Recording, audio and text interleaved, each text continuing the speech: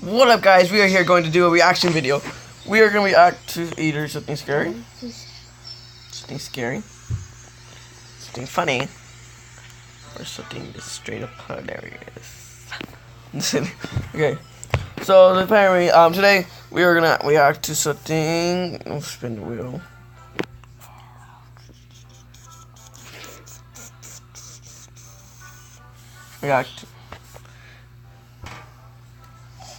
We're gonna react to scary. Oh crap! I should have made this smaller. Okay, whatever. Mr. Nightmare. Let's see what he got.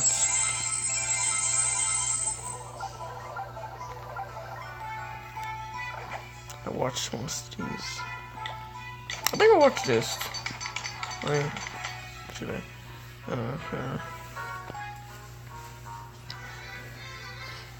Wait, I want to watch this. This seems like this. It's fine.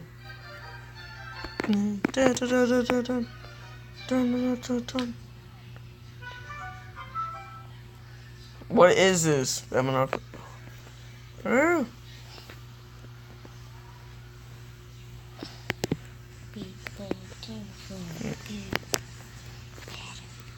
I'll walk right there. And hopefully it didn't crash. Okay, now guys, family, we're going to watch like an hour-long worth Mr. Nightmare videos. Yeah, I know. This story's from the point of view of a 16-year-old girl. I used to have a boy living next door to me that was obsessed with me. His name was Joey. Every time I would go outside, Joey would come outside as well, as if he were watching me through his windows, waiting for me. He was 17 and very weird, and he didn't seem to have any friends, as he was always home. I tried to give every sign possible that I didn't like this guy, but he wouldn't get the message. So I had to finally just tell him one day that I don't like him and to leave me alone. The look on his face that day is something that won't leave me.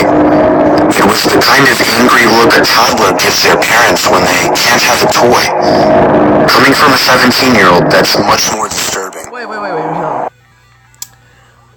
So she's 16, he's 17, he's trying to hit on her when she's younger than him. That's just kind of messed up. One night, my parents left me to watch the house. I was working on a school project. Yo, what's under her bed? You guys see that? Look.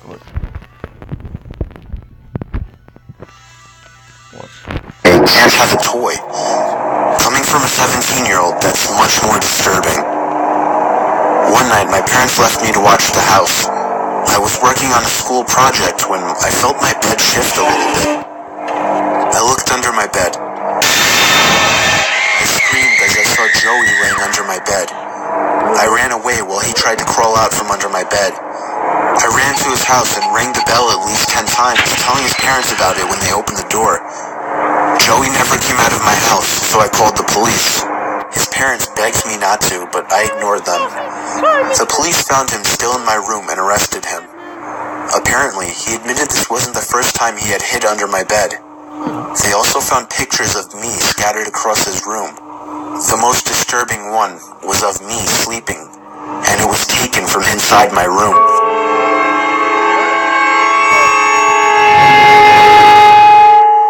That's like stalker level 5.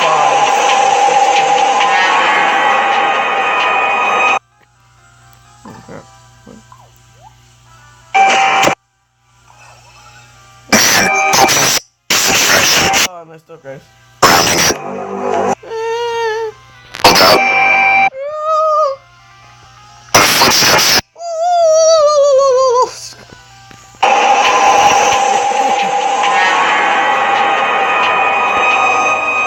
This happened 4 years ago when I was still in high school. I was told to do my last delivery of my shift. I got in my car, which was a 1999 Camry, perfect for delivering pizzas. I GPSed the address on my phone. I live upstate in the country, so all pizza deliveries were long drives. I remember the sun was starting to set, so it was probably around 7 o'clock. I'd say after a good 15 minutes of driving through the foresty dirt roads, my GPS said I had arrived. It was an old little cottage-like house made almost entirely of wood.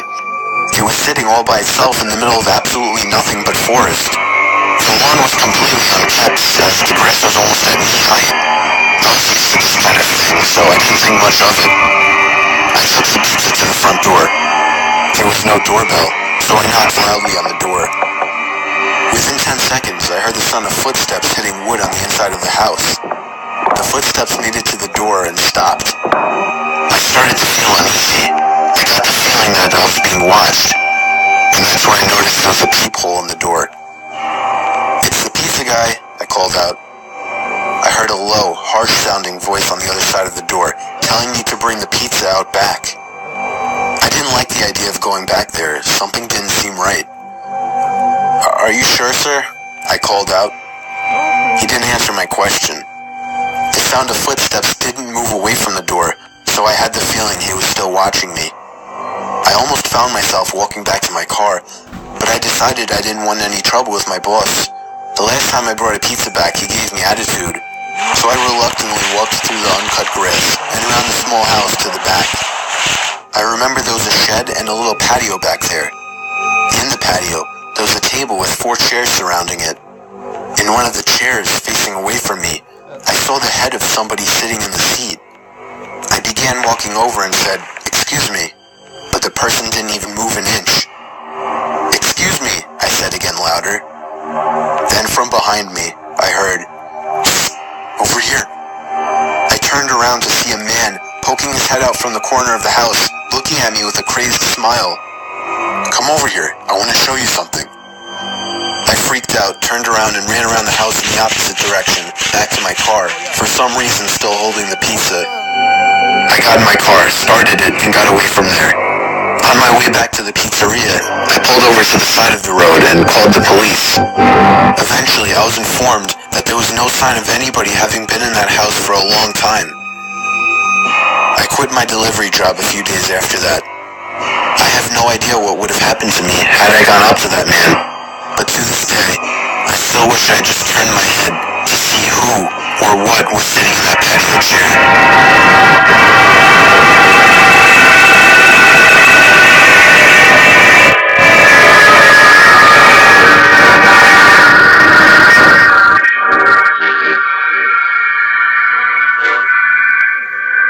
What's keeping 18 years old. My best friend Anthony wanted me to.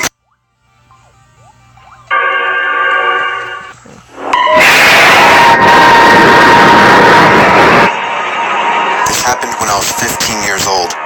My best friend Anthony wanted me to come over for the night, since his parents would be gone all weekend. I rode my bike over and put it in his backyard before letting myself in through his back door. We played basically every video game he had, from FIFA all the way to Call of Duty, with popcorn and other junk food spilled out all over the floor. As the night progressed, we moved from video games to watching half a movie and getting bored, to doing prank calls at close to 10 o'clock. Anthony made a few calls to different pizza places. When it was my turn, I just dialed a few random numbers in hopes to get someone at their house. On, say, my 4th attempt, I finally reached somebody. A guy with a deep and rough voice picked up, answering with a yeah instead of a hello. Anthony's laughing in the background made me stumble with my words mid-sentence, ultimately cracking up into laughter. I had never done a prank call, so I sucked at it. The guy on the other end was silent. I regained a straight face and tried to continue with the call. It went something like this. Sir, would it be alright if I borrowed one of the wheels from your car? What's your name, kid? My name is Bob. Really? You sure it's not Anthony? It hit me like a brick. I looked up at Anthony, whose face was noticeably full of fear. I hung up the phone, not wanting to be on the line with whoever that was for another second. Anthony, who the hell was that? I asked him. I don't... I might publish that video. After that, I might or might not publish the video. I don't know. If your parents are cool with that language, I probably post this video. I'm not saying these words. No, he told me. Does your caller ID info display your name or something? No, it shows my dad's name. We hopped on the computer and did some research, trying to figure out how it was possible to get someone's name through their phone number. It didn't make sense how he could get Anthony's name so quickly. He was way too young at the time to be on any of those personal information sharing websites. We ended up asking a question on Yahoo Answers, since no one had a similar experience. The question turned up no answers. I suggested he call his dad, but he said he wasn't supposed to have anybody over for the weekend, so he didn't want to call. We planned on sleeping in the living room, so we just resumed watching the movie that we hadn't finished from earlier. Right after the phone call had left my mind, me and Anthony looked at each other when we heard his front storm door opening, and then the doorknob to the front door began to turn. It only was able to turn about halfway before the lock restricted it. Anthony turned off the TV, and I went over to the window to see who it was. I spread the blinds open. There was a tall guy standing outside. He noticed the blinds moving and turned to look at me. I practically threw the blinds back into place. Me and Anthony hid in the kitchen, listening for any more noises. We heard the sound of the gate to the backyard opening, as it was right outside the kitchen window. God damn it, I said. I forgot to shut the back door. Anthony urged me to run and shut it. I made it to the hallway leading to his back door, and froze. There was a silhouette standing outside the back door. I don't think he noticed me, but he was surely looking into the house. He opened the door and stepped inside. I tiptoed to the kitchen and motioned for Anthony to follow me upstairs. We made it to his room as quietly as possible, pulling the door shut to avoid making any noise. We crawled under his bed. He had cloth covering the bottom of his bed, so you couldn't see anything under it unless you actually moved the cloth. The doors downstairs all opened, each one getting closer to the stairs. Thumps finally began up the stairs, and he was right outside the door now. The door to the room opened.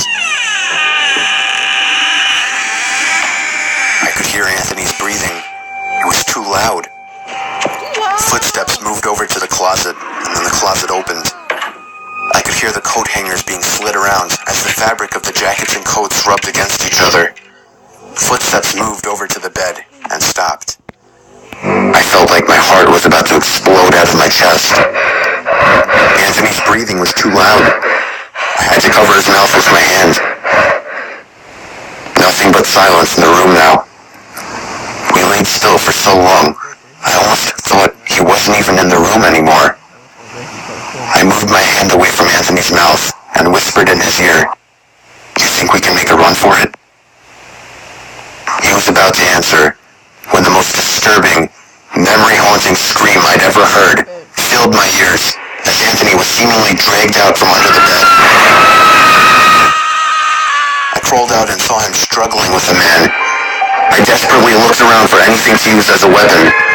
I settled with the screwdriver sitting on his nightstand. I hurried over to the man and drove the screwdriver into his back. He let go of Anthony as he let out a scream of agony, giving us time to get the hell out of the house. Running onto the road would give away our position too easily. It would take too long to make it to his neighbor's house. We dove for the tree line in the woods. Dude, I didn't even watch this. You always watch them, and you also watch this one. That's why you got it correct. You're giving me so much trouble. Took cover behind a bush, watching the house. The back door opened as the man stepped outside, looking around the backyard. He then looked out to the woods. I felt his eyes pass me as he scanned through the tree line. It seemed that it was too dark for him to see us. Then, he turned his head back in our direction. I ducked behind the bush. "Joe, he's coming." "What?" "Dude, get up, we gotta run." He was right. The man was approaching us fast. How could he have seen us? We ran through the woods with the leaves crunching under us, giving away our position. When Anthony tripped over something, I crouched down with him, hoping we had run far enough. Not even 20 seconds later, oncoming footsteps from the direction we were running from came fast. They slowed down only 2 trees away from us as we lay face down in the leaves. Moments later, the footsteps take off in another direction. We waited until we could no longer hear them and took off back in the direction of the house.